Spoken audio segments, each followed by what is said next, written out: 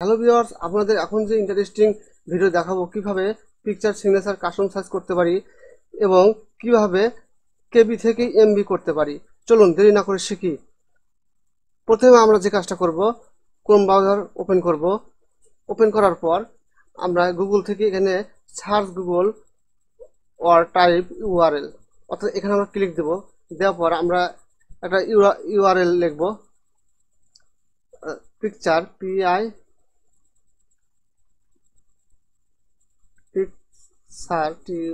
Picture size online. আমরা এখন 20 কেবি দেব, 20 কেবি দিলাম। দেওয়ার পর আমরা এটাকে ক্লিক দেব, একটা পিকচার 20 কেবি অনলাইন, এটাকে পিকচার দিব, এটা ক্লিক দেব। তারপর হচ্ছে আমাদের সামনে আসলো রিসাইজ ইমেজ 20 কেবি অনলাইন ফ্রি, এখানে আমরা ক্লিক দিতে হবে। ক্লিক দেওয়ার পর আমাদের একটু অপেক্ষা করতে হবে। এখন আমাদের উইন্ডো চলে আসছে। এখন আমাদের যে কাজটা করতে হবে, আমরা করব কাস্টম সাইজ, একটা পিকচার কাস্টম সাইজ করব। সেটা কিভাবে করব, এখানে লেখা আছে ইমেজ সাইজ টু 20 কেবি।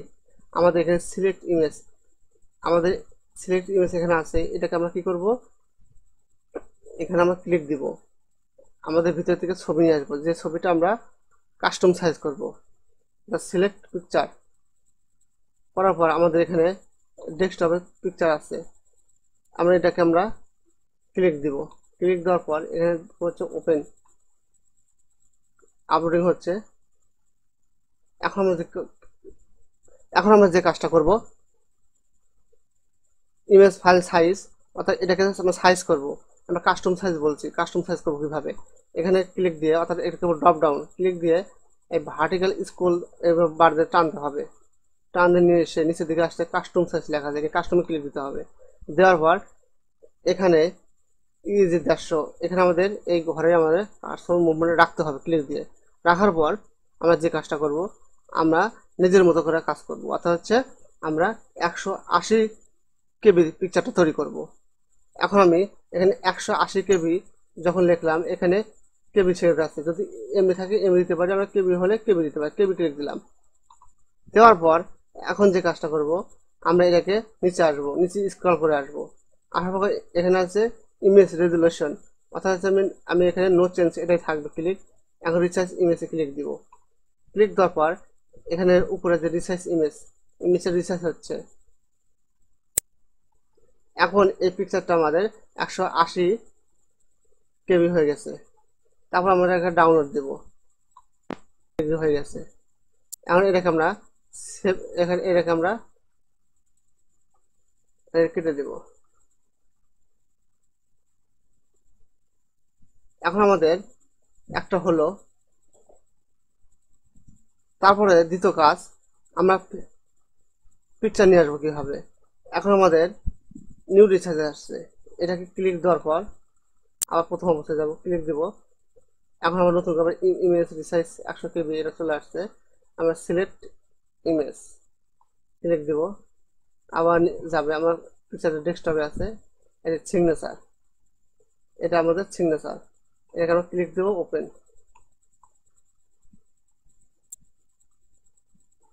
তাহলে আপনারা বুঝতে পেরেছেন ভিউয়ার্স, কিভাবে আমরা কাস্টম সাইজ করব। এখানে ইমেজে যায়, এখানে গিয়ে আমরা কাস্টম সাইজ ক্লিক দিয়ে কাস্টম সাইজ হবে। দেওয়া হয় আমরা যেটা দেবো সেটা কাস্টম সাইজে ক্লিক দিয়ে এখানে আমরা যেটা দেবো সেটা কেবি হয়। 180 কেবি হতে পারে, বা হচ্ছে 60 কেবি 70 কেবি হতে পারে, এমবি হতে আমার ইচ্ছা মতো দিতে পারি। আমরা 180 দিলাম, এই সিগনেচার 180 এমবি হবে। আমরা কেবি দিলাম, এখন এমবি হবে। এমবি করবো কিভাবে, এমবি ক্লিক দিলাম। এখন এখানে নো চেঞ্জ এটাই থাকবে, শুধু রিচার্জ আমরা মারবো। রিচার্জ ইমেজ হচ্ছে। এখন আমরা এটাকে কি করবো, ডাউনলোড দেব। ডাউনলোড এখানে চলে আসলো। তাহলে আমরা ডাউনলোড অপশন যাবো, এই যে এখানে উপর 3 ডট অপশন ক্লিক দেবো আমরা। দেওয়ার পর এখানে ডাউনলোড আছে, ডাউনলোড ক্লিক দিব।